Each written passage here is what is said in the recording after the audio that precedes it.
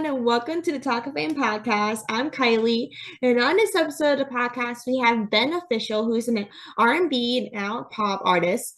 He just dropped his latest single, Balance, which is out now through New Wave Music. Ben Official brings together the soulful sounds of artists like Daniel Caesar and Cassius Clay with the alternative flair of Brent Faiyaz and Miguel. He's been making music for years and boasts a few eye-catching roles, including on this year's hilarious mockumentary Jury Duty and Secrets of a Side Chick that came out in 2022. He shared a stage with R&B legends such as Tank, Kelly Price, and Dru Hill, and cite influences such as Sade and Jill Scott, to Stevie Wonder and Marvin Gaye. Ben, thank you so much for coming on and taking the time to come on the podcast. It's literally so honored to have you. I'm Hey, excited to do this interview with you. hey, for sure, Callie. I appreciate you having me, fam. That's what's Of up. course, of course. So, how did you kind of get the attention from Shirley King and the late BB King? Like, did it like how did you kind of get their attention? Because like once I saw that you got the attention of BB King, I was like, what? Are you? No, that's awesome. That's awesome. It was actually super random. I was in Chicago at the time because I grew up in Chicago, and I literally like one day I was just like, hey, let me just sing a couple of notes, and I just started singing randomly, and it was a song that by Ruben Studdard that I was just joking around with. And I just kept doing like an impersonation of it. And so eventually people were like, wait, you actually sound pretty good. And then my brother, who's also my manager, Marty, shout out to Marty, he somehow got in contact with the King family through the grandson of the King family. And through that, certain things happened, and I ended up singing for Shirley and BB, and they loved me, and then they mentored me and showed me the way on how to do things, and did a couple of tours and stuff with Shirley, and it was lit. It was dope. Oh my gosh, I'm literally so jealous. Like when did this all happen? When did it all happen? This was a while ago when the late BB King was living. I don't 'Cause I remember know that. like he like passed away in 2015. Yeah, yeah, yeah. So this was like much maybe like in the mid to like the early it's like 2010s type thing or the mid 2000s type thing. And yeah, like I said, I would just it was just so random how it happened. I just kind of like leaned into the gift, and yeah, people were loving it, and I was able to hone my craft and like master my craft and like singing and playing the piano and stuff like that. So it was dope. It was a dope experience. Like with working with them, like did it give you kind of like a boost of confidence or kind of give you some type of start to kind of pursue music professionally? Yes, absolutely. Once I got that little stamp, like that cosign, it was just like, oh, like I'm really good. Like I'm actually that cool. I'm actually that dope. And just the love that they showed and the teachings and so much that I learned and just my performance game and how to captivate the audience and how to attract the audience and keep people engaged and certain notes maybe I'm not feeling too well one day and they'll teach me how to like sing certain notes or sing in a different key or whatever the case is. So it was just an amazing experience that I just hold to heart, hold to heart. And I was able to, from that, I was able to transition professionally and just kind of keep going with the music thing. And, I was able to get more looks and more eyes on me going there. So That's amazing. Like did you like listen to like their work or music before like you got their attention, or did you kind of like, oh, I know who they are, but I never listened to a thing they did? you know what it was? It was kind of like everybody knows B.B. King, everybody knows Shirley King. You know what I mean? It was Mhm. just like, okay, it's a known. These are iconic entities, iconic people, Yeah. I wouldn't say I necessarily was like super invested in it beforehand. But when I did get into that situation, I became invested because I was able to do more research on it and just learn more. Mhm. And I was able to translate what I learned into my music with the jazz influences and certain notes and certain runs that I'll hit and certain topics that I talk about. I was able to kind of grab from that with my music and stuff like that. So Like for me, like I knew who Shirley King was. I heard the name before Yeah. millions of times of being super into music and entertainment wise. But like I didn't know who BB King was until I watched the Elvis movie. I Oh, didn't know who he was until the Elvis movie. And that's look. an honest answer. And so after being a big Elvis Presley fan and seeing Uh-huh. the movie a million times, like all Elvis Presley fans know who BB King is. And so like Yes. once I saw the name, like when I was doing some research, I was like, wow, like Yeah. BB King noticed like you. It's like this. It's such like it's like a thing that you can brag to other people about. Because like the one, especially like coming to BB King, like he's one of the best artists of our parents' generation. He's one of the most influential artists to this day. Yes, our parents' generation, our parents' generation. Mhm. He is the whole family, just iconic, literally. Oh yeah. And the influence that he has in music to this day is like crazy. It's I super, know. super crazy. Yeah, it's crazy. Yeah, it's crazy how like much of an impact he made. Like he literally started in probably I think he started music probably in his like late early 20s probably. Yeah. That was Yeah. not like in like so I know he like he's at that time he was around the age of Elvis and he was kind of once Elvis was starting out, he was already big in terms of music. So yeah, Yeah. I know he started probably when he was like in his early 20s probably. Okay, Connie, what the research? I see you. How does like losing like your I know this is a little like transition a little bit, but how does like losing your father at a young age from gun violence help kind of derive your music and voice? Oh man, so I was born in Nigeria, and we moved to the States very young, and literally like a week later, from moving to from Nigeria to the U.S., my father was murdered. He was killed to gun violence, and I think growing up my brother and I had to kind of be, uh, I guess, male figures or father figures to each other, Mhm. and kind of navigate the world as, young Black boys, young Black men, and how to like navigate the world in that. And we kind of leaned on each other as well as my mother too. She did an amazing job raising us, single-handedly, honestly, especially not being from the States. Yeah. And we just kind of, tried to lean on each other. And I think with that void, I guess, and that lack of uh, fatherhood, um, I want to say it shaped me into, I guess, the man that I am today because I was able to kind of lean on just different father figures that I had growing up, you know. Mhm. But like I said, it affects my music. I mean, I feel like I speak from a place of truth. I speak from a place of sometimes it could be pain, sometimes it could be joy.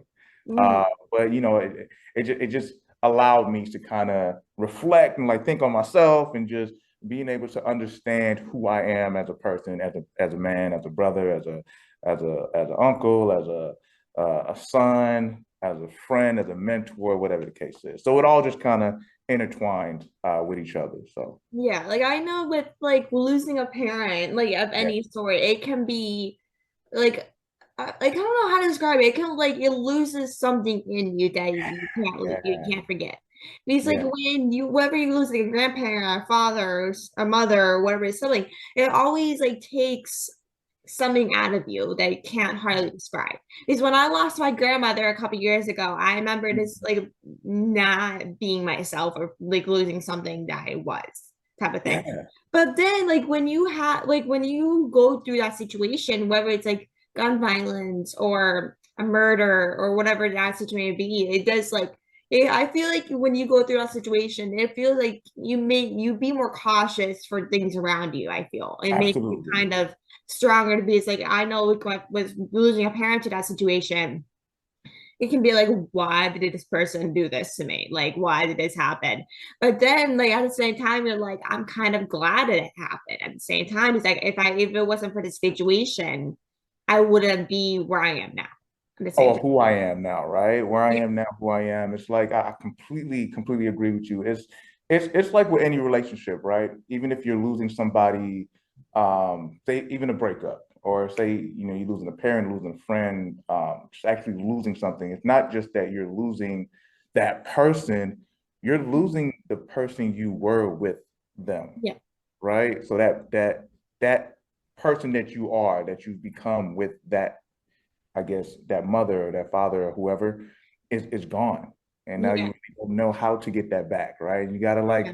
go on another journey to kind of find who that person was or who that person is. And you may never find it again, but you'll find a different version of that with somebody else. You get what I'm Yeah, saying? So, yeah. It is like when you lose a parent, like with seeing them every single day, you're like what is going like with because when you like deal with that losing a parent or a sibling or whatever, like whew, you're used to seeing somebody every single day. You're losing a mentor, you're losing someone that you love and see every single day. That like once you deal with that loss, you're like, how am I supposed to live life without her? yes, And yes, that's yes. how like I felt like when I lost my grandmother because I used to Oh, like, go over to her house like every week and do oh like man. cartwheels and go to her house or do whatever I wanted to do.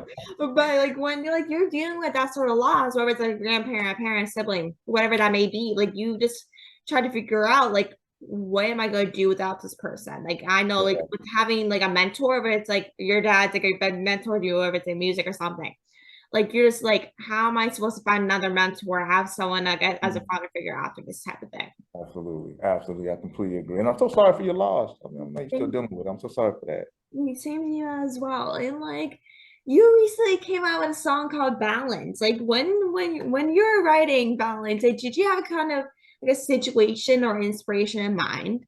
I did. I did. I was working a 9 to 5, like how any person, anybody does, any adult does, I guess, or Yeah. anybody really. And I was just thinking one day, like, man, I don't want to do this anymore. Like, I don't think this is not me. This is not for me. I don't think this is what I was destined to do. And and the work I was in, the field I was in, I loved it. Um, I just didn't feel, I guess, whole or complete in a sense. So yeah, it just kind of derived from that. Like, a 9 to 5 is dope. Like anybody who works a 9 to 5 to sustain what they got to sustain and do what they got to do and the responsibilities that they have, Mm-hmm. perfect, right? Yeah. Love it, love it. I think just for me, it was just more so I know and I sensed and I felt that I had a God-given talent that I wanted to share with people. Yeah. In order for me to do that, I had to lean into the more creative side of who I am rather than just the work side of who I am. And Yeah. I think balance just kind of derived from that, like just being sick and tired of it and just letting people know, like, man, I do want to kick it. I do want to have fun. I do want to, you know, be able to still work a 9 to 5, but still be able to tap into the creative side of myself, right? You got to find that balance in life, just in general, just Yeah. finding balance. Say you go through a loss, you lost a person that you were before, you still have to find that balance of grieving and having fun again, or being too nice and being too mean. To just find the balance in anything that you do, right? That's what the Yeah. song kind of embodies, literally. So. I love that. Like with like was it like 49 to 5 job? Like was it kind of like a sit down job where you just like sit at a desk and just like work on a computer type thing? Was that It kind was, yeah, it was a lot of that. I worked with the youth. I mentored the youth in Chicago, and I did a lot of mentorship out here in LA as well. And it involves a lot of paperwork, like pushing of paper. I couldn't push paper all day. I couldn't sit down and just like use my fingers and just type on the keyboard all day. Like I love to sing, I love to act, I love the arts, I love to create, I love to paint, I love to draw. I just love expressing myself in just different ways that people can kind of heal from that, rather. You know what I'm saying? yeah, Mm. like these like I was actually talking to this from someone from work. I work from like a baseball minor league baseball team. So Nice. like when I was talking to someone like that, he works like a 9 to 5 job. He works at like a thing in my local like I forget what job it was, but it's like kind of like a desk type of job. And he was like, I'd rather like just go out and just have fun and go around instead of sitting at a desk and be on a computer all day. And I Yes. really couldn't relate to that anymore. Like I really related that so much because like when you have a 9 to 5 job, like you're just sitting there at your desk all day, every single day, that you're like, I just want to go out, walk around, and work at the same time. And that's Yes. kind of what I love about my job is that like it's not just it's sit like at a desk and just sit there and do nothing. Well, not Yeah. nothing, but just sit there at a desk. But like with my job, you have to move around constantly, constantly. And that's what I love about it because like you're being active at the same time and also being paid for it. Like Being moving paid to be around. active. How beautiful Yeah, is that, right? You're being paid to be active, and you're being paid to connect with people, right? yeah, You're still yeah. able to be around people. You're still able to build a community. Dude, that's amazing. Like, of Yeah, course. it's like it's worth it at the same time though. You're being paid for it and like you're doing something that you love. Like what's better than that? Like doing like your favorite thing while also doing something like getting paid and I know pay is not the best thing. Well, pay is not like the top priority. It's more about like if you love it. If you're loving it, you have to do like then keep going. Exactly. And you're happy, right? Yeah, and you're happy. There you go. There you go. That's it. And like how is like the transition going from like being like a songwriter to an actor? I know you just started doing acting, right? Yeah. So I literally that transition actually it hasn't been a hard transition. It's actually been very like super random. Um the first acting job movie, I guess it was a movie. That's kind of like my first kind of like acting job. Mm. Um excuse me, and it was super random. Literally I woke up one day and I was like, you know what? I think I want to act. I think I want to do this. Let me try this out. And I saw a post on Instagram, or I think somebody sent me a post on Instagram, and it's like it was a movie, and they were holding auditions, and they said, send in a what do they call it? Self tape, right? Yeah. And at the time, I didn't know what a self tape, but I knew nothing about acting in the whole realm of it completely, right? Mhm. And I did a self tape from a scene of Idris Elba, I think in The Wire, and I did it. I propped my whole camera up, propped it up, did my thing, and I sent it out. And literally a couple of days later, I received an email back like, "Hey, we really loved your audition. We want to use you for the movie." I was like, "Oh, snaps! All right, cool. That's pretty cool. Whatever." Mhm. And then the director called like a day after and was like, "Hey, I just want to let you know, like, we haven't told everybody yet, but you're actually gonna be playing the main character in the movie, and we just want to make sure that you're comfortable doing that." And I was like, "Whoa, oh shit!" Like, And that was oh, like your acting debut, right? In this series, I'm assuming. acting debut. Never done it before. I mean, with music, you do music videos and stuff like this, entertainment, right? So you're in a sense acting, or you're doing like skits and stuff like that on like Instagram and TikTok and stuff like that. Like in a sense, you're acting, right? But Yeah. this was a full length movie, Amazon, everything type thing. And it was just like a crazy experience that I hold dear to my heart to this day. Like it gave me the what's the word? It gave me the confidence to kind of pursue it professionally and like kind of hone into the craft and like really just as much as I honed in my craft in music, I want to hone in my craft in creating arts and creating emotions through acting. So I love that. Like, were you kind of like a act? Well, not acting, but were you into like movies and stuff like that before, or you're just kind of like, oh oh, singing is my kind of thing? oh no, I love movies. Oh, don't get me wrong, just as much as I love music, I love movies. I Mhm. love I have my favorite actors. I got the Denzel Washingtons. I got the Oh, Denzel Washington is so Yeah, like it's just so many actors that to be able to evoke emotions musically is powerful, right? yeah. But to be able to evoke emotions on screen and like get somebody to cry, get somebody to feel happy, get somebody to feel angry, whatever the case is, and you, I always tell myself the best actors are the ones that you can't tell whether they're like that in real life or not. Like you just sit Yeah. you're like, "Ooh, I don't like him. I don't know. I don't like you literally don't like the character. You don't like you don't know the guy. You You don't don't know the like the person. character, but you don't like the person actually in real life. Exactly, right? Yeah, You I've know been there, done that like a million times. what But I like, mean? what's like your favorite like movie or show? Ooh, my favorite Like I movie know or it's me. Like I have so many favorite TV shows and stuff that I can't like choose a favorite. I know with a TV show, it's always Grey's Anatomy for sure. Oh, Grey's Anatomy. Oh, that's lit. Oh yeah, Grey's Anatomy was like that's a classic right there. Yeah, it's a classic. That's a classic right there. I think you know what I can say my favorite show that I was currently watching.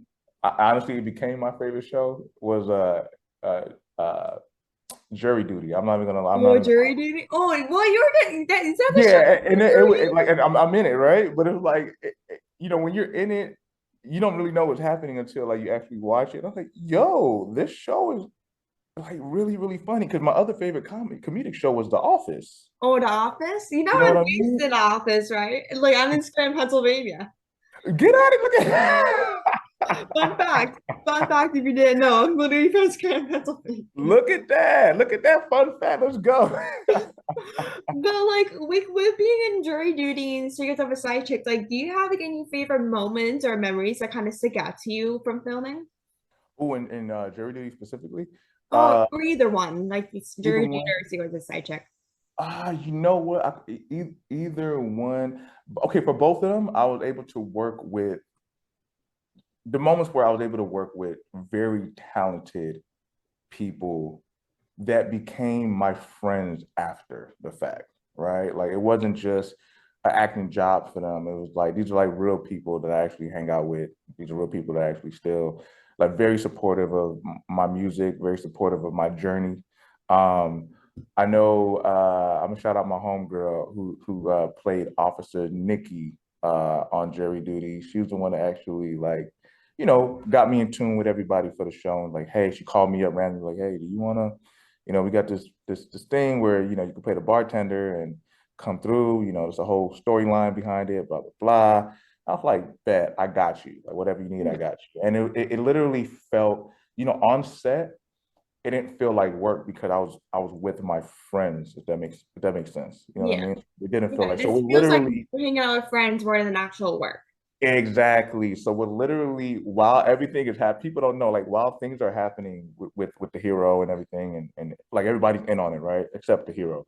But people don't know like on the side, uh, the person that played Officer Nikki, we were just talking about like stuff that we did last week or stuff we're about to do next week, and oh, who's going to be hosting the dinner this week at whose house, or is it my crib or your crib, whatever the case is. Like we were just kind of having random conversation while the whole production was going on, and then we'll get that kind of like that beat to act, I guess, when it was time for us to act. But other than that, we were just that was those to me that was my favorite moment because it didn't feel like I said, it didn't feel like work. It was just Yeah, like because like when you have those moments, like have those friends, you're like, I'd rather come to work every day and hang out with friends. It just feels like it doesn't sometimes like feel like work because of course you hang out with your friends and you interact with them and just it doesn't just feel like acting. Like even if like my work, like when I'm doing interviews or something, I'm like, I'm just talking to people, meeting them and getting to know them. It doesn't feel like an actual interview because I'm like, of course, well, it's an interview, but then at the same time, I'm like, I'm getting to know these people on a screen exactly. that I didn't know before.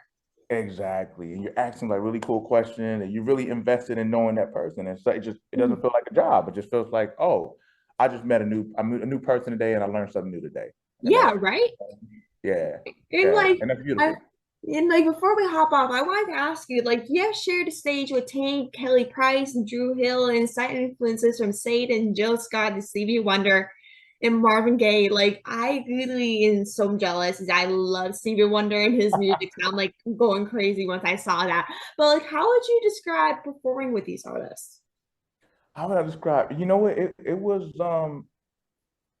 I think anytime I perform, anytime I see any of the greats in my book in my head, anytime I see them perform, I'm like a sponge. I just love soaking up what they do and how they do it because clearly that's what's working, right? So how do Yeah. I soak that up and invest that and do what they do? You know what I mean? So I think all those experiences, it just made me better as a musician. It made me better as a performer. It made me better as a person, as an artist. And I just, like I said, I hold it dear, dear to my heart, and I just love it. Just love it. It's like you were performing with these artists, like you're like, I just like I would rather perform with these artists a million times and never get bored. Come on, okay. No, you got It just it. like boosts your confidence into like with performing with these big artists like Stevie Wonder. Like Stevie Wonder has been around since like our parents were probably kids.